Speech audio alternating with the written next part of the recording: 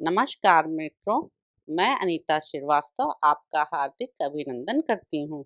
श्रीमद् वाल्मीकि रामायण में आज का प्रसंग है पितृ देवताओं द्वारा इंद्र को भेड़े के अंडकोश से युक्त करना तथा भगवान श्री राम के द्वारा अहल्या का उद्धार एवं उन दोनों दंपत्ति के द्वारा इनका सत्कार। तदंतर इंद्र अंडकोश से रहित होकर बहुत डर गए। उनके नेत्रों में त्रास छा गया। वे अग्नि आदि देवताओं, सिद्धों, गंधर्वों और चारणों से इस प्रकार बोले। देवताओं, महात्मा गौतम की तपस्या में विघ्न डालने के लिए मैंने उन्हें क्रोध दिलाया है। ऐसा करके मैंने यह देवताओं का कार्य ही सिद्ध किया है। मुनि ने क्रोधपूर्वक भारी शाप देकर मुझे अंडकोश से रहित कर दिया और अपनी पत्नी का भी परित्याग कर दिया। इससे मेरे द्वारा उनकी तपस्या का अपहरण हुआ है।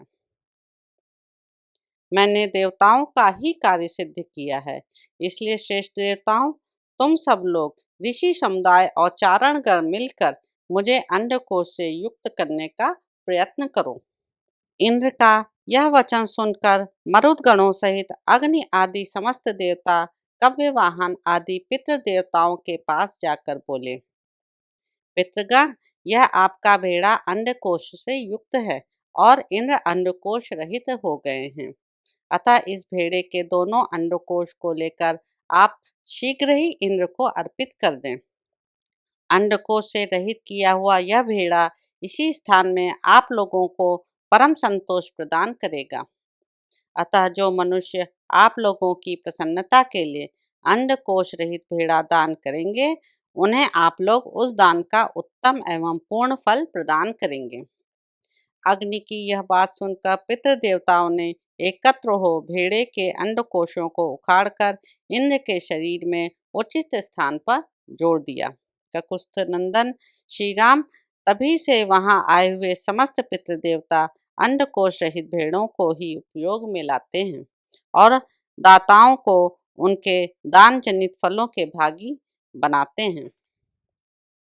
रघुनंदन उसी समय से महात्मा गौतम के तपस्या जनित प्रभाव से इंद्र को भेड़ों के अंडकोश धारण करने पड़े। महातेजस्वी श्री राम, अब तुम पुण्य कर्मा महर्षि गौतम के इस आश्रम पर चलो और इन देवरूपिणी महाभागा अहल्या का उद्धार करो। विश्वामित्र जी का यह वचन सुनकर लक्ष्मण सहित श्री राम ने उन महर्षि को आगे करके उस आश्रम में प्रवेश किया। वहां जाकर उन्होंने देखा महासौभाग्यशालिनी अहल्या अपनी तपस्या से देदीप्यमान हो रही हैं। इस लोक के मनुष्य तथा संपूर्ण देवता और असुर भी वहां आकर उन्हें देख नहीं सकते थे। उनका स्वरूप दिव्य था। विधाता ने बड़े प्रयत्न से उनके अंगों का निर्माण किया था। वे मायामयी सी प्रतीत होती थीं। धूम से घिरी हुई प्रज्वलित अग्निशिखा सी जान पड़ती थीं।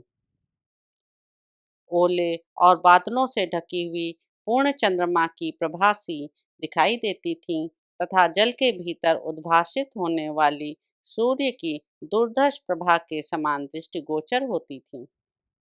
गौतम के शापवश श्री रामचंद्र जी का दर्शन होने से पहले तीनों लोकों के किसी भी प्राणी के लिए उनका दर्शन होना कठिन था। श्री राम का दर्शन मिल जाने से जब उनके शाप का अंत हो गया, तब वे उन सबको दिखाई देने लगी।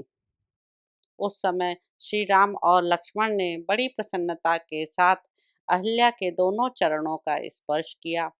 महर्षि गौतम के वचनों का स्मरण करके अहल्या ने बड़ी सावधानी के साथ उन दोनों भाइयों को आदरणीय अतिथि के रूप में अपनाया और पाद्य अर्घ्य आदि अर्पित करके उनका आतिथ्य सत्कार किया। श्री रामचंद्र जी ने शास्त्रीय विधि के अनुसार अहल्या का वह आतिथ्य ग्रहण किया। उस समय देवताओं की दुंदुभी बज उठी। साथ ही आकाश से फूलों की बड़ी भारी वर्षा होने लगी। गंधर्वों और अप्सराओं द्वारा महान उत्सव मनाया जाने लगा। महर्षि गौतम के अधीन रहने वाली अहल्या अपनी तपह शक्ति से विशुद्ध स्वरूप को प्राप्त हुई। यह देख संपूर्ण देवता उन्हें साधुवाद देते हुए उनकी भूरी भूरी प्रशंसा करने लगे। महातेजस्वी महातपस्वी गौतम भी अहल्या को अपने साथ पाकर सुखी हो गए। उन्होंने श्री राम की विधिवत पूजा करके तपस्या आरंभ की। महामुनि गौतम की ओर से विधि पूर्वक उत्तम पूजा आदर सत्कार पाकर श्री राम भी मुनिवर विश्वामित्र जी के साथ मिथिलापुरी को चले गए। तो इस प्रकार साथियों, बालकांड में निहित 49वां सर्ग यहाँ पर समाप्त होता है।